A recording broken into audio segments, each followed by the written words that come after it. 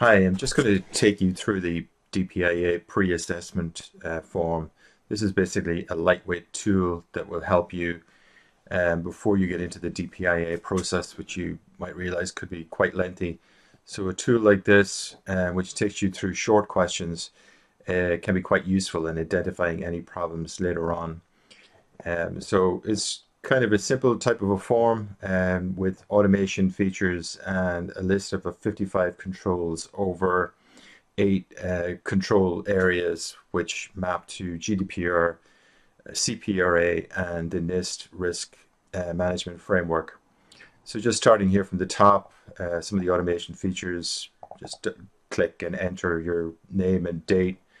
And then basically you're going down through a list of control areas and giving yes, no type responses, NA, not applicable, obviously, if the question doesn't apply to your environment, and then it'll get excluded from scoring.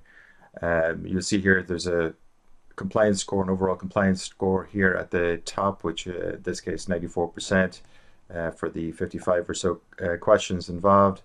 So you're going down through each of the control areas, privacy that map to privacy,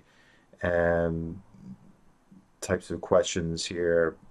Obviously, if children doesn't apply to your environment, but they're mapping to the principles and the rights on the different data privacy laws. So you're answering yes, no here as you go down, and the scoring is updated dynamically.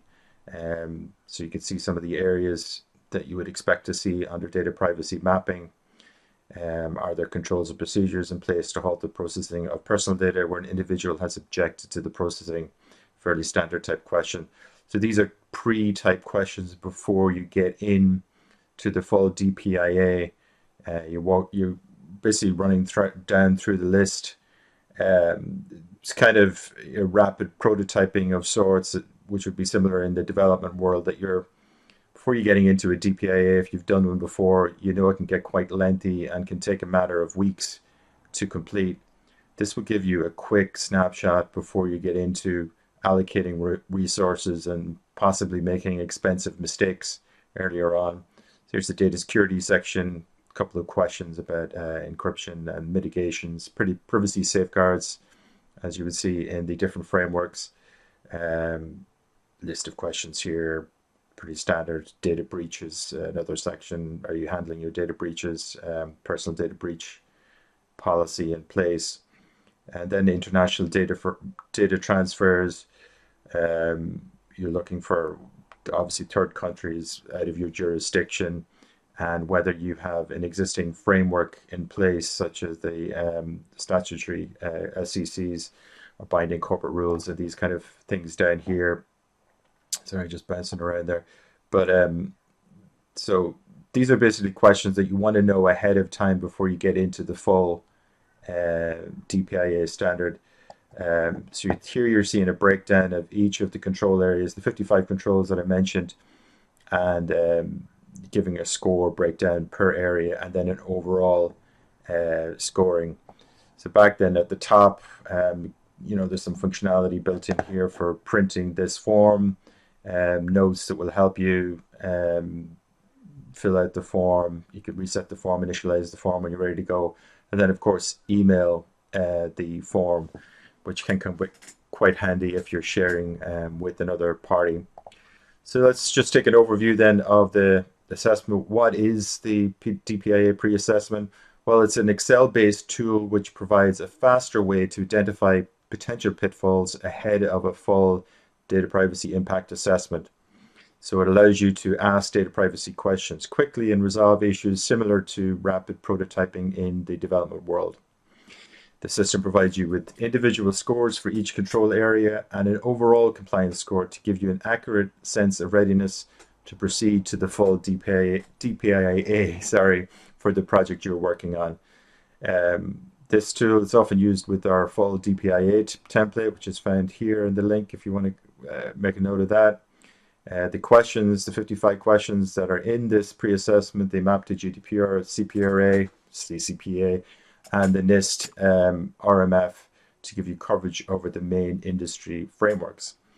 So what problem is it trying to solve? Well, many DPIAs fail to meet their objectives and stall because of lack of planning before the process begins. This means that resources are not properly allocated, accuracy and completeness of documentation issues are not found until long after the DPIA has started, and there may be misalignment with industry frameworks which are not properly identified. This means that your DPIA process is much more likely to generate serious risks as proper consideration had not been given ahead of time. And I looked then on the key features. The number of control questions is 55, covering 8 privacy control areas. The alignment with GDPR, NIST, and CPRA is very useful if you're complying with multiple privacy regulations, which you probably are. Each control has a yes, no, not applicable, and notes field to document your compliance and any follow-up actions. That also includes risk assessment scoring, self-assessment for each control area, and then gives you an overall score of once you're in the plus 90%, you're in the green area. And then the automation features, which I showed you with the print, email, reset, and help notes. I've also left the coding base open without a password, so you can access any of the back-end coding to customize. Maybe you or your team wants to customize some of the features on the form. And then finally, when used with our DPIA template, which I give you the link above, or on it's useful with that or on its own as a pre-assessment tool, which we think you'll find very useful. So I hope that helps. And if you have any questions, the email is info@data-privacy.io. Thanks again.